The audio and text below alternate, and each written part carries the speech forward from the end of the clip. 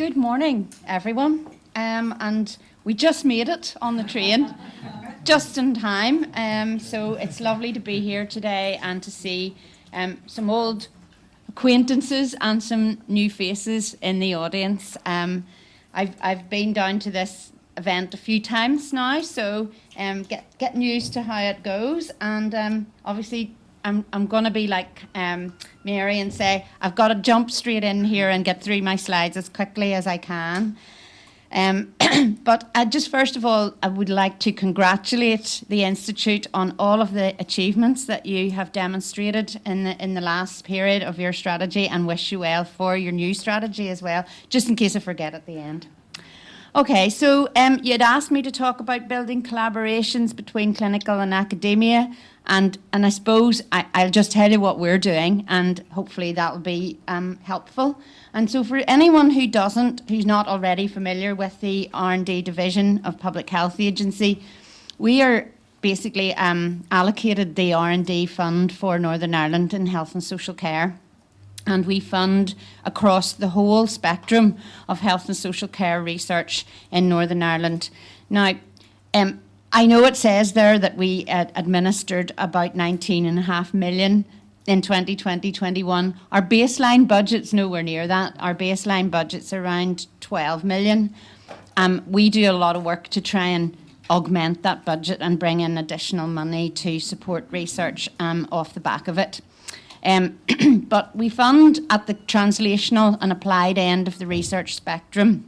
So right there where you're talking about, building those clinical and academic relationships. And we also lead on the regional Northern Ireland research governance agenda and work across the UK with our colleagues on that. We're very keen to encourage health and social care professionals to participate in research in Northern Ireland, and to lead and to really develop their reputation as leading researchers, and obviously you guys are right in there, and hopefully support researchers to secure funding from external sources as well, and we put in place the infrastructure to help them do that. So we're really all about quality research that has an impact on the delivery of health and social care. Very briefly, just what we sort of spend our money on, and it's very small print up there, but I guess, we were talking in the train, we'll provide these slides for you after the meeting anyway. So we spend a fair proportion of our funding on infrastructure, as you can see there. And when we say infrastructure, it's not buildings, it's people. The people with their already trained in research skills who are out across the HSC and the universities to support researchers then to apply for funding. So you want me to talk about partnership? Well, we are really key in getting partnership going together with trusts. There are 6 trusts. We've just recently started supporting the ambulance service, which is our 6th trust in Northern Ireland, into research, and they're really keen. With our both local universities, but even with universities beyond that, and we've many examples of cross-border collaboration within the island of Ireland as well. And then we participate in networks across the UK and Ireland, Europe, and internationally. We have a small team within our office now dedicated to industry engagement. And then we also are working to help researchers engage with public representatives and ourselves as well. And we work, in cross-sectoral partnerships as well. So I mentioned infrastructure very quickly. You can see this on our website, and you can hone in on the different parts of it, but you can see that we've tried to portray the overall R&D infrastructure in Northern Ireland in health and social care, the charitable sector, life and health science industry, and the universities, but always with the citizens at the centre of our work. And then on our website, you'll be able to go on and have a look at some of the infrastructure that we fund, and we regard the Institute as part of that infrastructure, and you can see one of the tiles there in the middle referring to the Institute as well. So strategy is actually coming close to an end. Now, we had our strategy run from 2016 up to 2025, and we've just this last month now started to kick off on our development of our new strategy. So like yourselves, we had a number of objectives there, and 5 objectives in our previous strategy, all about trying to build those relationships and to support researchers and to identify the right priorities that are relevant to people, and to also make sure that we disseminated well and celebrated success and achievement. So hopefully we'll find at the end of our strategy review that we've done that. We fund in different ways for individuals, for research studies, and we also fund centres, networks and infrastructure.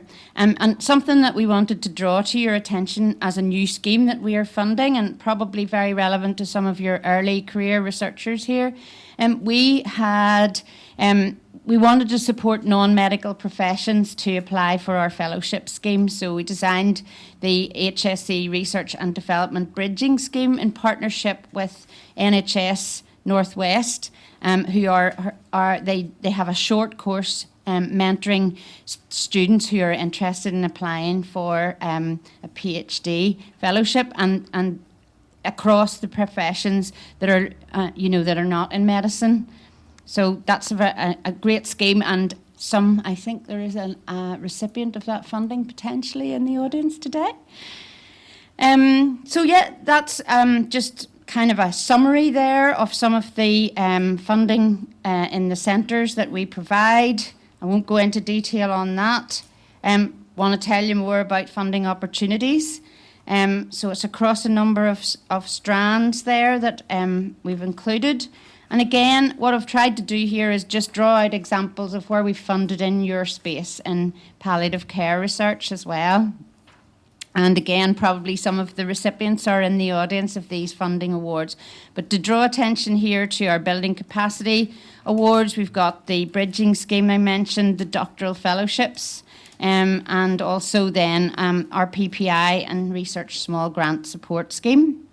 Our commissioned funding opportunities and general funding opportunities are access to NIHR funding for Northern Ireland researchers, which we're looking at hopefully broadening out in the near future as well. And well, we do have examples of some EU-funded projects in the north of Ireland. I'm not quite sure how that's going to pan out still in the future, but I'm still keeping my fingers and toes crossed that we might still be part of that opportunity. Dissemination as well, we do have dissemination awards, and we are part of the Evidence Synthesis Ireland programme, where fellowships and training in evidence synthesis are provided, and we fund conferences and workshops and your very own palliative care research forum through that funding stream. And then just obviously we are continuing supporting the Palliative Care Research Network.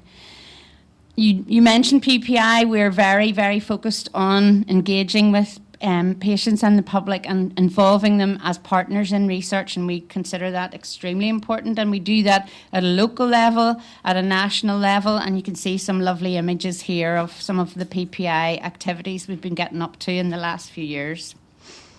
We use a database that's completed by researchers called Research Fish to gather data on the outputs and impacts of the research that we fund. And that's in common with many funders of health research across the UK. And it allows the researchers to complete details of their outputs and their impacts of what their work has produced. And, you know, we've got a record there which is showing you some instances of influencing policy and practice. And you can dig down into the database and get the details out, which is really useful when you're preparing some funding for or a presentation for your paymasters in the department. Couple of examples of really good impact stories. You may have seen some of these before, but I think there are a few new people in the audience who might not have seen it. One of our Dementia Care Commissioned Awards, since the funding was finished in the R&D part, we had also provided some knowledge exchange funding for Assumpta, and then she kind of progressed on to one of the DARAG funded awards and has been able to, in partnership with Morris Mulvena, produce an app which is now actually available for free on the HSC Apps for Dementia website. And it's a reminiscence based app, and it seems to be, and it's produced by a commercial company but provided free of charge by the HSC. Not going to talk too much about Kevin because Kevin's going to talk himself very soon. So just then to summarise on our continuing priorities, continue to support research in line with our strategic priorities and very much focused on making sure patients and service users are at the centre of everything we do. Promoting a research culture within the HSC is obviously one of our main goals. And we also try to demonstrate how R&D in health and social care is a significant contributor to the health economy, and I expect that probably will continue, perhaps even more so in partnership with our Department for Economy in the next strategic phase. Continuing to build on the existing infrastructure, although it's fair to say that all costs are increasing. Every time I go to look at a budget, the costs have gone up. So that does kind of squeeze what you're able to support, and you really do have to think very carefully about your priorities of what you're supporting. But we're very focused on, making sure that we have the data accessible for researchers, the right skills in place, and develop research leaders in our community. New priorities, we have been working post-COVID on research recovery, resilience and growth, again in partnership with our UK counterparts. We've just put in place, and a new team is being recruited, a central governance facility to try and expedite the startup of studies faster in the HSC in Northern Ireland. Again, very closely working with our counterparts in the UK. There are a number of city deals in the pipeline in Northern Ireland with a huge amount of capital funding behind them, but we absolutely need more funding to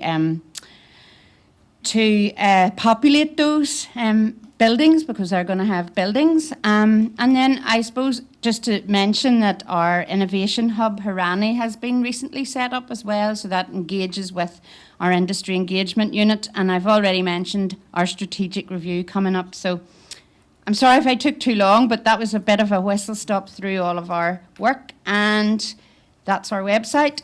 So if you need any further information, do feel free to give us a shout, and we'll share the slides after the event. So thank you.